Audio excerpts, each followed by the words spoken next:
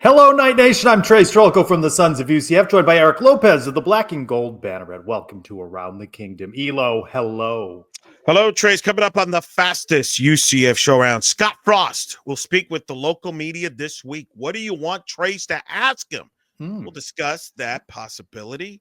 UCF basketball, a little bit of a kind of leaking a little bit. Who's the face of UCF football, and does UCF need the local media? Trace and I will debate that and much more coming up on this edition of Around the Kingdom. Before we get going with all of that, Elo, let us welcome the third member of our team. He is Adam Eaton from the Sons of UCF, keeps an eye on the clock, keeps us on our toes. Adam, hello. Gentlemen, good evening. Can you please do me a favor? Keep this closer than the Super Bowl was. I mean, I'd like a closer game between you two. I don't want to see Elo win in a blowout, Trace. All right. Thank you, Adam. We'll check back soon. Front and center. We haven't seen him in a while. A little appearance here. He's starting to emerge, that being Scott Frost, new UCF head football coach. Has a media availability midweek, Elo, as do the rest of his coaches. What are you expecting to hear from Scott Frost? What's on your mind? By the way, are you going to that presser before we start revealing questions that we might ask?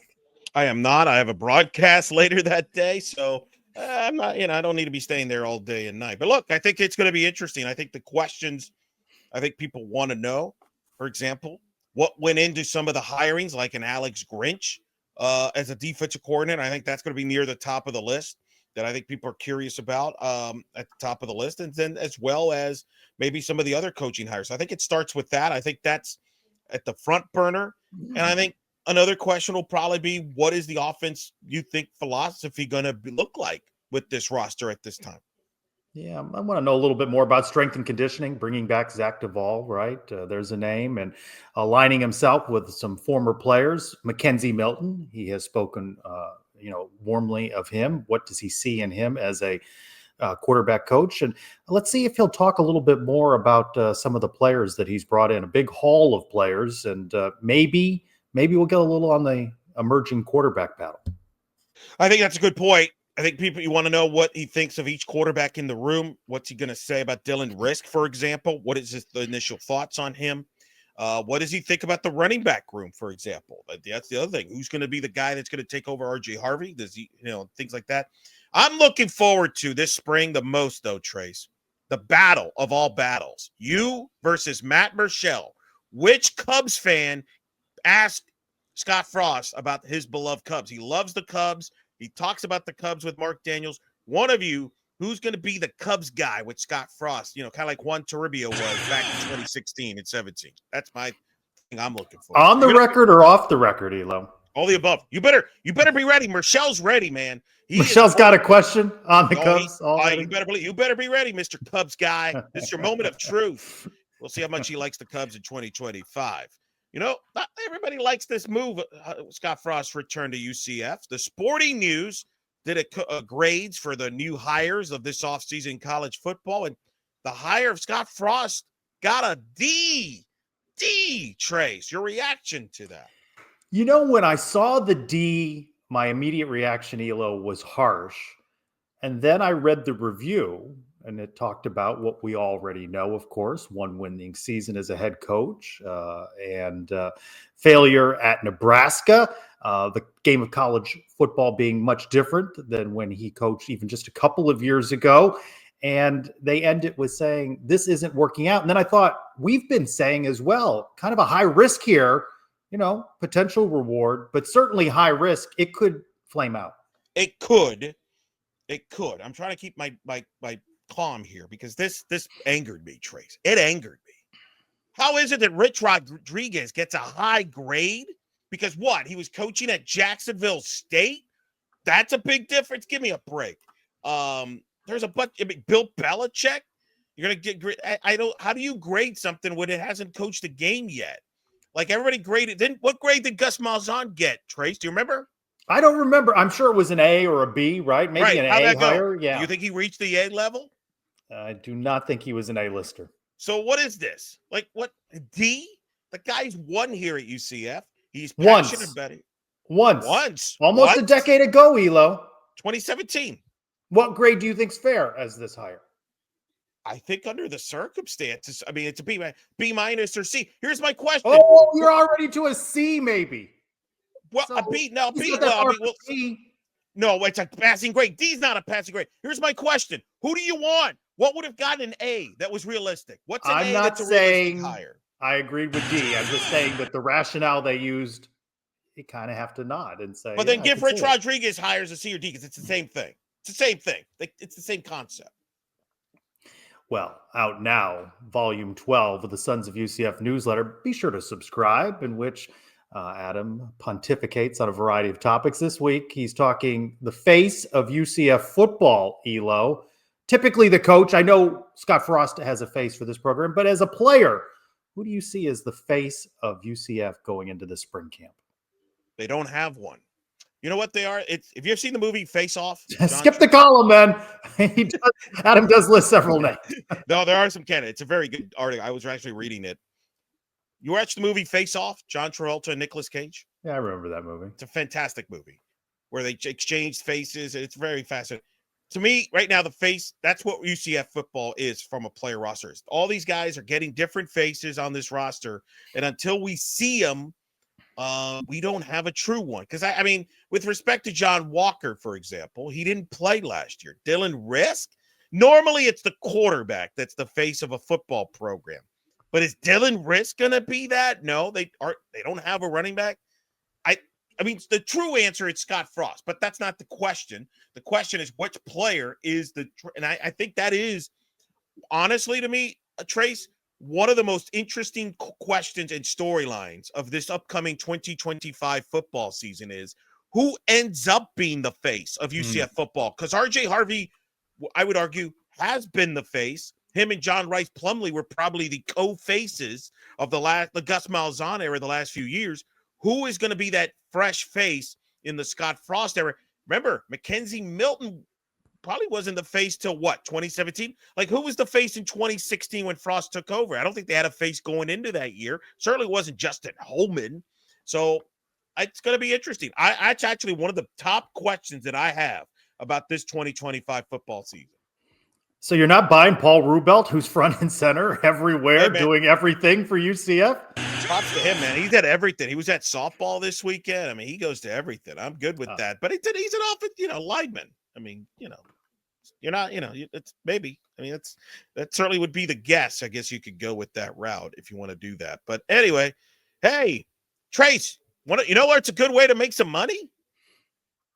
By selling the naming rights to the athletic director position. I had to read this twice, Elo, just to get my arms around. The North Carolina Board of Trustees, folks, are considering selling naming rights to the athletics director position for $5 million. Trace, this is the moment for you. Just put in the few dollars, and you can have the AD position UCF named after you. I'm speaking to you, Night Nation. How much? And you can put your business name attached to me. Adam will fit it in on the screen. I will open Sons of UCF Live by adding your business name. I can be bought, Night Nation. $5 million? I wonder what the valuation is. You're not spending $5 million on Terry Mahatcher, no disrespect. Why does the NC State athletic director think that he can command $5 million for this? North Carolina State. Yeah. Okay, North Carolina State. All right. That is wild to me. This is where we're at to now. This is what we need to do to raise money to get this revenue sharing. Would you take an NIL deal, Elo, if somebody wanted to attach their business name to you? Can you be bought, Elo, for that? Everybody can be bought. I feel like everybody, as the old WWE Hall of Famer Ted DiBiase with $1 Million Man would say, everybody's got a price, right? I mean, the question is how high and what the level is. I kind of understand it. I mean, we've named stadiums. We're naming like all these other places, Trace. I mean, there are college softball programs that have had named head coaches after donors, like that have spent the money. So this is actually named what they name. Oh, you mean like a honorary head coach or something? Yeah, like for example, like at UCLA, the softball head coach, it's like the Shelley Carlin head coach. Kelly Anyway Perez, for example. You have to name the right. It's a long word. Jessica Mendoza spent money. So the assistant coach at Stanford, that position is named after Jessica Mendoza. So I do think this is where we're going. It kind of reminds me of the sports jerseys controversy when they put like patches of logos of sponsors that people freaked out about. I think that's where we're headed with all this. All right, reach out, Night Nation, and How you much? can What's your name, price? What's your well, price? I'm curious to see what our valuation is. Send in your requests, and we will maybe rename ourselves for next week's show. All right, Elo, changing gears from football and naming rights to men's basketball. Thud Knights have lost 4 straight, given up a ton of points. They are certainly entertaining. They score a lot, but last in the Big 12 in points allowed. How crazy does that sound, huh? After all these years, but it's reality. I mean, you were at the Cincinnati game. That was brutal to watch. I didn't watch. I'll be honest. I didn't watch one dribble of the Baylor game. I was told I didn't miss anything. So, can you confirm that I did not miss much there in the Baylor game because it was more of the same? A recipe you've seen throughout the season, Yeah. right? As Baylor scores 91 points on the Knights. Not only if they just scored 80, how many more of these games would they win? They're giving up 90 plus game after game. It's gotten worse, and the problem is here we are now. We're getting approaching Valentine's, and the defense is still a struggle at this point. Trace, I don't think it's going to get much better defensively. Do you believe that? By the way, Coach Dawkins has said that he sees that a team can improve over the course of the season. But at what point are you what you are? I mean, where is this greater defense coming when we haven't seen it? Certainly not consistently throughout the season. I do think you can get better as the season goes on, but it's harder if you have flaws on the defensive side. I don't know how you fix it. Like, what, a guy's going to all of a sudden guard better? Like, if you haven't guarded well until this point, why are you going to start guarding better now? I mean, I'm not. Listen, do you think the skill and the talent are there? Lack of execution, lack of focus? I'm not trying to make excuses. I just don't think they're good defenders. We don't have good ball defenders. I really don't. Listen, I'm going to concede this to Ben Hazel, which I recommend. Watch the Suns live archives on either your favorite podcast feed or on the YouTube channel, and he describes it perfectly. They don't guard. Their teams are constantly ball movement on them. And it's just too many easy baskets. My goodness, we saw that against Cincinnati. I think what happened is they try to get more offense. They knew they were going to concede a little defense. I don't think they anticipated to be this bad defensively. And it's hard, man. It's hard to beat these good teams in the Big 12 when they figure you out defensively. So it's tough. We'll see. They got Iowa State, who's now healthy again at home. So hey, but they scored 83 a couple weeks back at Iowa State. It is entertaining. They gave up 108. Yeah, 100. And then on to Colorado. I'm not jawing with my nephew. He's already starting to talk about. I'd stay away. I shy away from that. All right, time to bring back in Adam. Our silly game, sponsored by what cold medicine? Adam, you sound a little rough. No cold medicine, but if I went to Alumni Hall, I might feel better, Trace, because if I went there, I would find a lot of great gear, including 2 for $38 t-shirts, including the one I have on right now. So get to Alumni Hall, 4100 North Alafaya Trail, or find them online at alumnihall.com. All right, gentlemen. This week's silly game. We're going to play a game of big deal, little deal, or no deal. I'm going to give you a topic. You tell me if this thing is a big deal, a little deal, or no deal at all. Elo, you referenced earlier, Scott Frost had an interview where he talked about some things, his first kind of sit down at UCF. And one of the things he mentioned was he hired a bunch of people on the staff that he didn't know before. Scott Frost hiring folks he doesn't know, Elo. Big deal, little deal, or no deal? I think that is a little deal. I don't know if it's a big deal yet. I think it's a little deal just because that's interesting that he hired people he didn't know. Why? Maybe that's a question Trace can ask when he talks to Scott Frost. Why did you feel like you wanted to hire that? Why not hire people that you know? Is it because you didn't want people to say, "Oh, you're hiring the same people"? I think that is a little deal. I'm not going to say big because we don't know if that's a good thing or a bad thing, but I think it's a little deal. It's no big deal, Adam and Elo. There you go. Combining terms there. He wasn't going to hire a staff of everybody he knew, right? So, he's going to be challenged by some different people. And, maybe that's going to work and maybe it's not, but it'll challenge maybe his thinking. And perhaps Scott Frost is a little bit more open-minded to being challenged than his predecessor here at UCF, Gus Malzahn. All right. Next one, also from that interview, guys. Scott Frost said that the fast-paced tempo offense is kind of gone. It's kind of dying in college football. Trace, the fast-paced offense being gone. Big deal, a little deal, or no deal? Little deal. I do think he's recognizing that you can't have those, minute drives to put your defense right back out on the field. But I don't know that it's dying. Right. The game changes over time, so this team is going to look different. Talent and personnel, certainly part of that, than we saw from Scott Frost in 2017. I do think it's a big deal from this standpoint. That was the identity of the first Scott Frost era. You see fast, right? Go fast. But he's right. The sport all of a sudden is not as fast anymore because defenses have made adjustments. Even Josh Heupel at Tennessee doesn't go as fast as he did at UCF. So I think Scott's right, and I think he's smart by being upfront about this. So then fans can be prepared for that and not complain in October like Trace did all the time about, oh, we're not going so fast, Eddie, like we were supposed to. Did I do that? Yeah, Did I do that? You like to take a little jabs at Gus from time to time. Well, Gus, that's a different matter.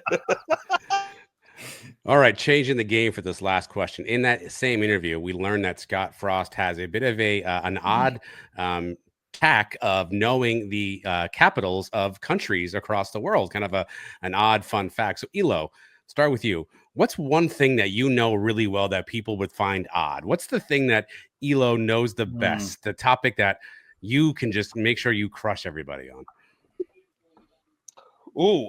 Probably that I know a lot about obscure UCF history sports, right? Like you do a good job of that. Like people really get blown away that I remember stuff from like 2005 seasons, right? Like UCF winning the Great Alaska Shootout in men's basketball in 2005, or the UCF football losing, to Utah State in 2001, or stuff like that is probably there. Probably the sports historic stuff kind of blows some people away on that. It's things you don't know because I am proficient in Seinfeld trivia. Is that one was an obvious one? I'm not sure what is an unknown. I don't know. I'm pretty transparent. I've been doing shows for a decade now. I don't think there's anything left to know about me, as we'll find out this week on What's in the Box right now. How are you in state capitals?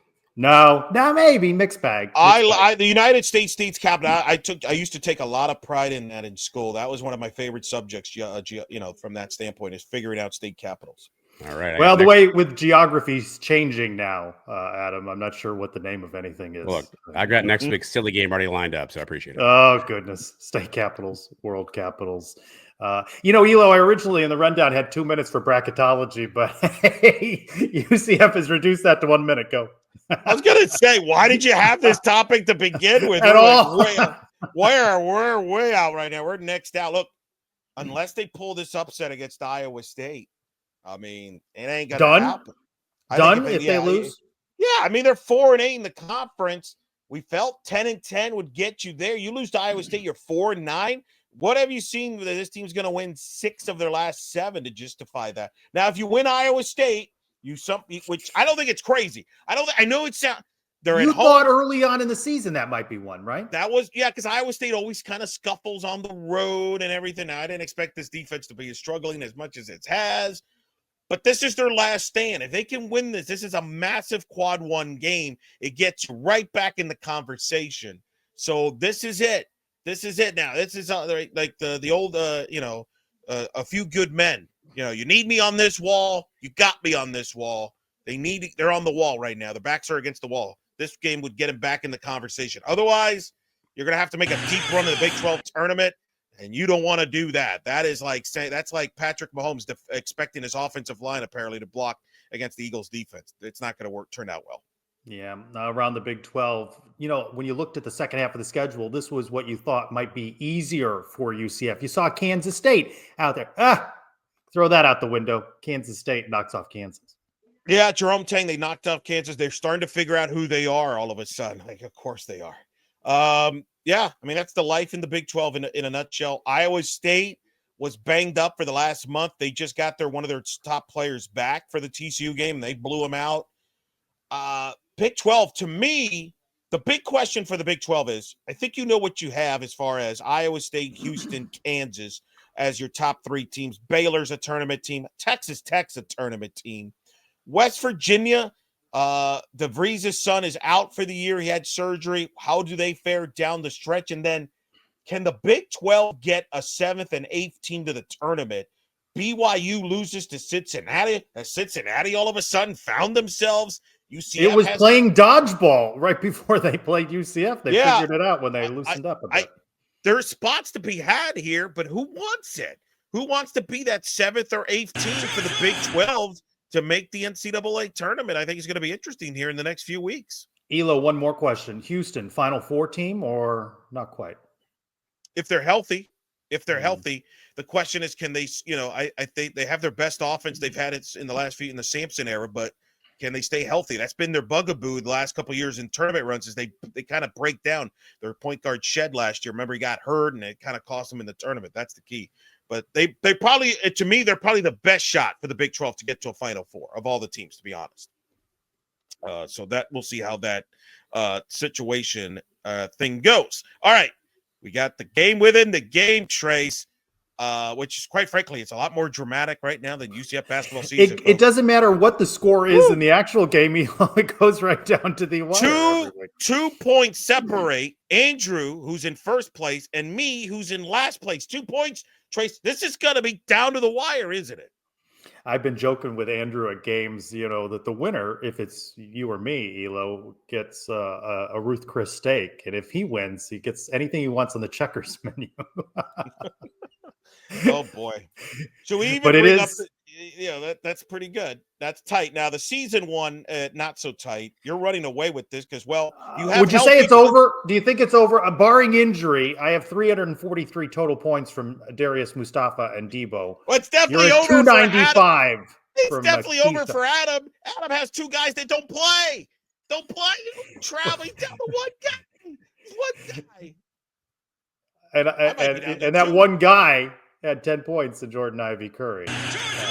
Yeah. Oh, poor Adam. I'm surprised Adam didn't speed up the clock on that particular category. He definitely had the power for that. You know why, though? You know, it's a bright spot. Props. Last week, we did the prop, who had the most base hits this first week for softball.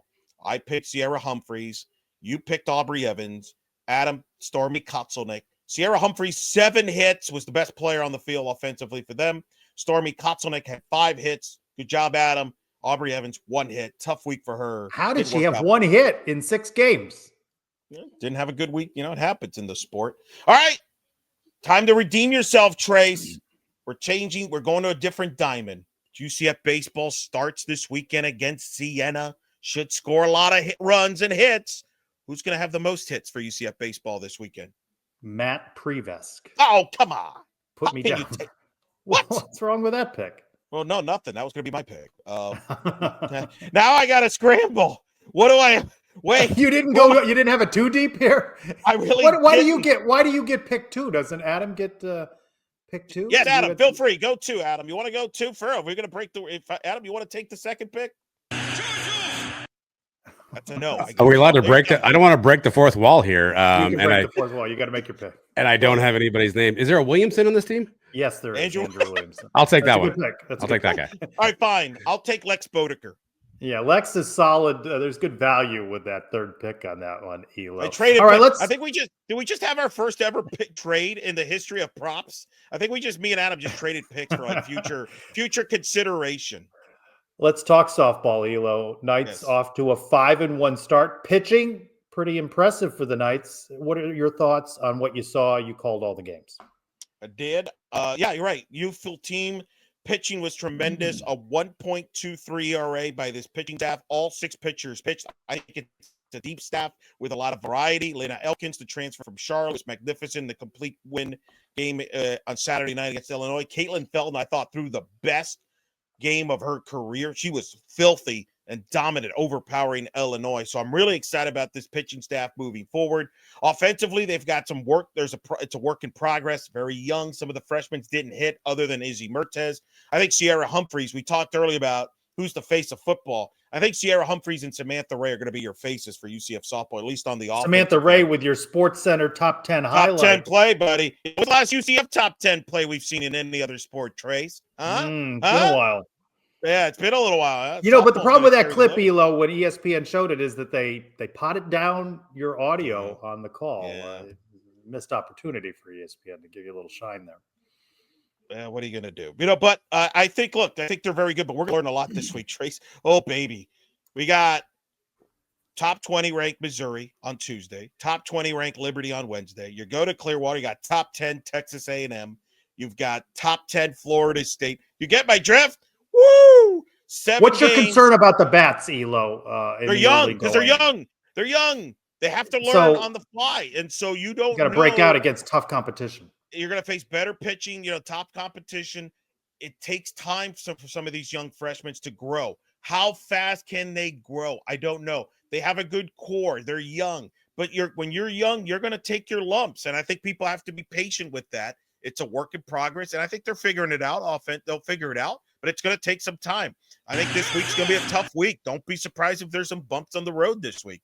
But I'm still very encouraged of what they have from a nucleus standpoint. And the good news is if you've got good pitching, you're going to be in every game. So that's the key.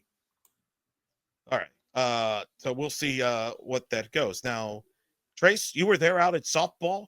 A lot of social media interaction about UCF softball, my friend.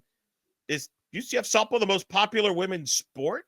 What is the most popular UCF women's sport? I am not saying this because you're my distinguished co-host on this show. I notice it from social media engagement. When I post clips and things about softball, there is a very active softball audience, and crowds were good all weekend. A lot of good competition, a lot of games. I really do think right now, at this point, softball is the most popular women's sport on campus. And I think it's by a bit, Elo. I don't know. You might be privy to other data points, TV ratings and the like. Women's basketball struggling, volleyball struggled. Women's soccer has had a core audience, but I think softball's the hotspot sport nationally. I think it is, and I'll give you a few reasons why. It's an outdoor sport. I do believe UCF fans like outdoor sports. Football case. I've always said I've compared softball as the women's version to college football. It's passionate, rabid fans. You've been out there. People tailgating in the left field lounge and the outfield. That's it's scenery there. That's number one. Number two, they got good exposure. They're going to be on ESPN Sunday night against Florida State. Oklahoma State game got picked up nationally. You realize, Trace, they're the 18th winningest program in the country in college softball since 2020.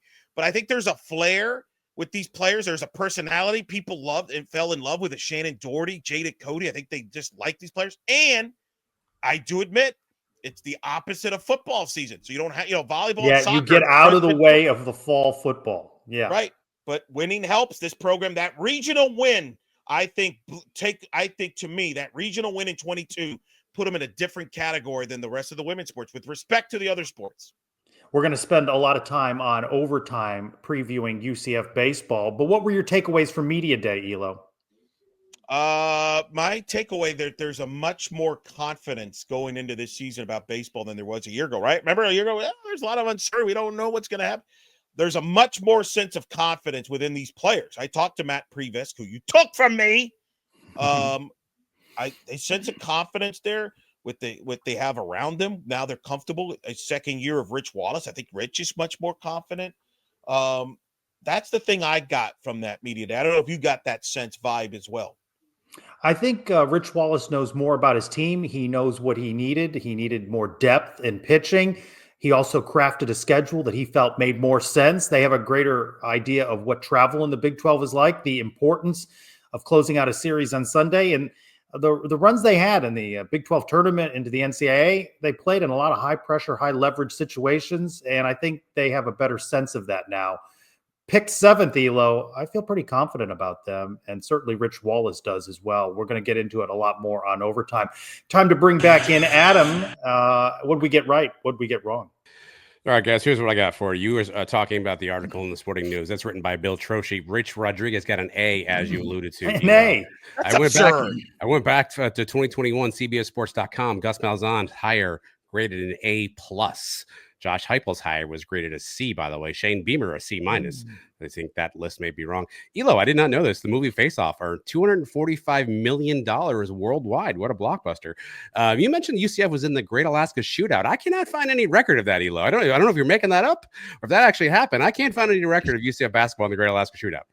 It was not the Great Alaska Shootout, actually, but it was a tournament in Alaska. Okay. All right. I'll get back to that. Rando tournament. I'll get back to that then. You guys talk about bracketology. UCF currently sitting at the next 4 out, according to ESPN's Joe Lunardi. All right, thank you, Adam. One more thing before we go. Elo, among the promotions scheduled this UCF baseball season, you'll have nights that feature Harry Potter, Mardi Gras, and Jimmy Buffett, plus 90s night, and of course, the ever-popular Bark in the Park. Baseball underway this weekend. Look for new episodes midweek every week on the Sons of UCF YouTube channel. Later, wherever you get your downloadable audio content, where you will also find Around the Kingdom Overtime. For Eric Lopez and Adam Eaton, I'm Trylko. Thanks, everyone, for joining us for this week's Around the Kingdom.